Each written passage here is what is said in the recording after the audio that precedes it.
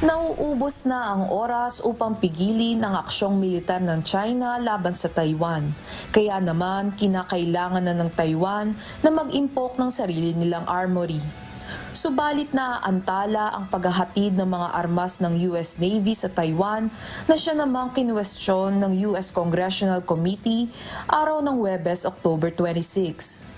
Ayon sa mga mambabatas, ang bureaucratic delays na ito ng Navy ay humahadlang sa timely production at paghahatid ng mga pangunahing armas sa Taiwan, kabilang ang mga critical na anti-ship missiles.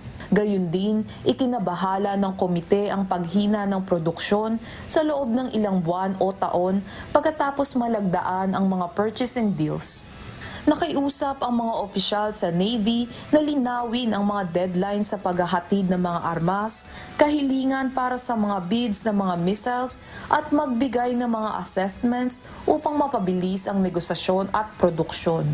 Dahil dito, nagreklamo rin ang Taiwan ng mga nakaraang taon sa mga pagkaantala sa iba pang paghahatid ng mga armas ng US. Nakiusap naman ng Taipei sa Estados Unidos kung maaari magkaroon ng alternate suppliers o allies upang makatulong sa mapagkukuhanan ng mga kagamitan. Daryl Angeles, UNTV News and Rescue. Diyos ang aming sandigan, serbisyo publiko ang aming pinahalagahan.